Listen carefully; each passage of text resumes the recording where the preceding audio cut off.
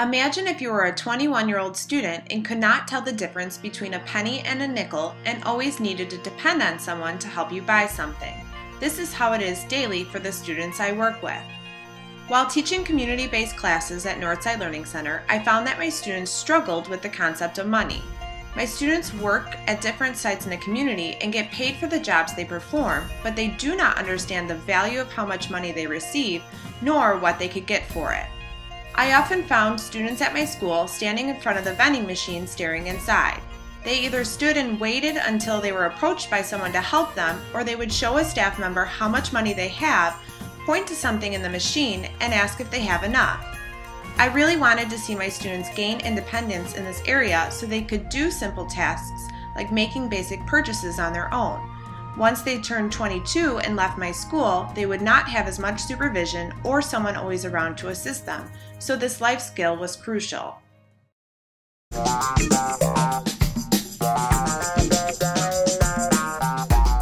In my first few months at Full Sail University, I began searching a multitude of peer-reviewed articles through the library's online research databases, which would later compile into my literature review of Cultivating Student Learning.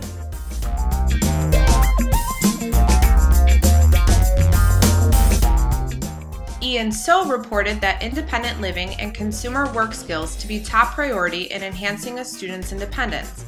They also stressed the importance of the use of money and budgeting, as well as the use of functional language, essential subjects for enhancing students' independence.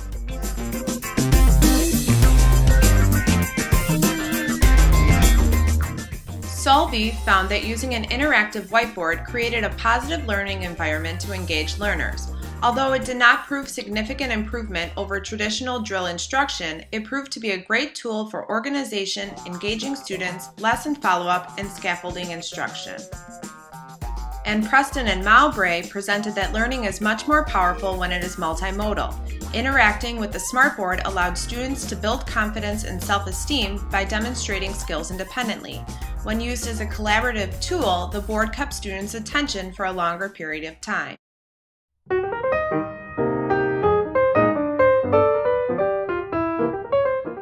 The focus of my action research project was increasing comprehension and retention of life skills math concepts through the implementation of technology-based tools.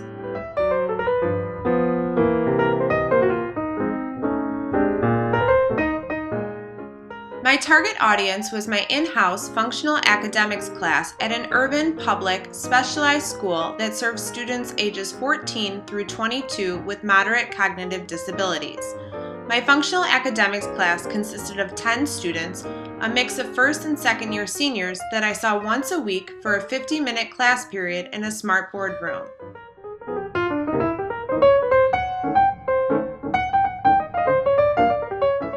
I first administered a pretest.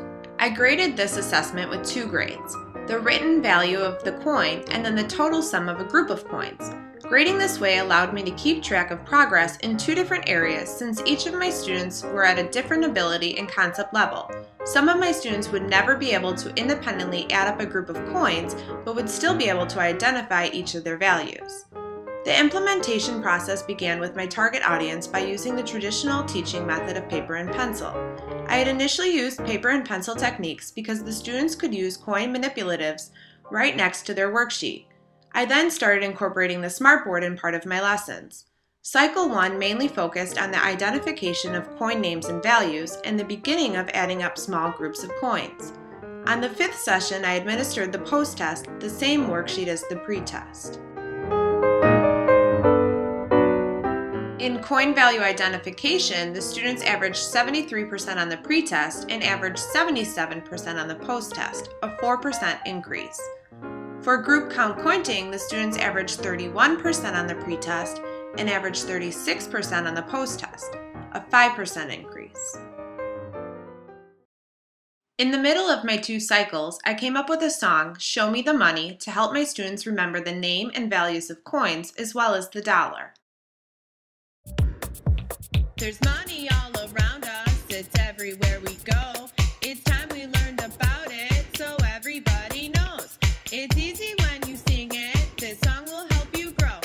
It's all about your money, so here we go.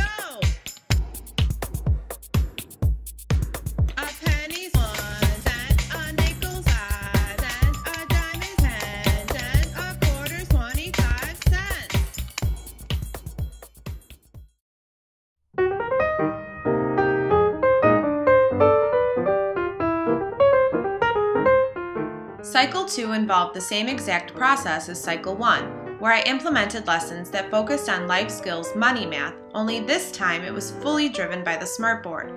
I continued activities on coin value identification and small group counting, but added the concept of vending machine and grocery shopping math, where students had to determine how much money they had and make choices on items to purchase.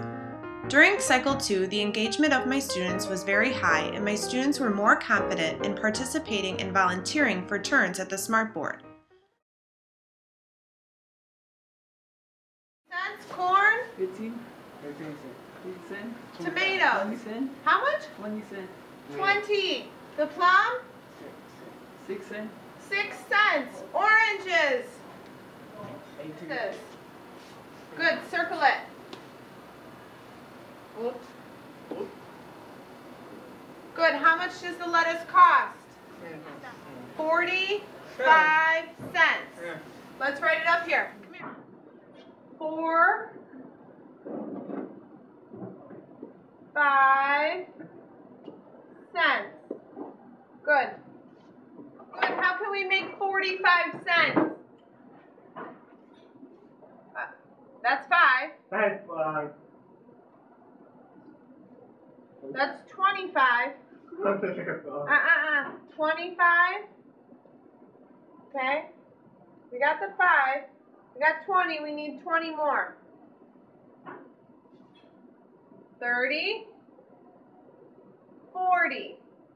Good. 21. No, we already have 5. Look at 10, 20, 30, 40, 45. Do we have 45? Good. In coin value identification, the students averaged 73% on the pre-test in Cycle 1 and averaged 82% on the post-test in Cycle 2, a 9% increase. For group coin counting, the students averaged 31% on the pre-test in Cycle 1 and averaged 61% on the post-test in Cycle 2, a 30% increase. There is no Cycle 3 for this action research project. My target audience has officially left my school and hopefully are now productive members of our community. I do, though, have future plans with all that I have learned throughout this journey. Since this project started, my school has purchased 4 more smartboards. My plan is to introduce and educate my fellow coworkers on the implementation of technology-based tools. Most already have been introduced to and are using the smartboard, but I would like to extend my knowledge to them. I would also like to share with them the countless amounts of resources from my classes and peers at Full Sail University. I have volunteered to hold a variety of presentations in the upcoming school year to highlight and share all that I have gained, and I plan on using an LMS. I believe that this will be a great way to gain more experience using an LMS since the concept level was too high functioning for my students to navigate independently and successfully. I believe that there is still more to come if I continue down this path of knowledge that I have gained from Full Sail and my peers. I look forward to seeing the endless possibilities and keeping in contact with the greatest network of professionals.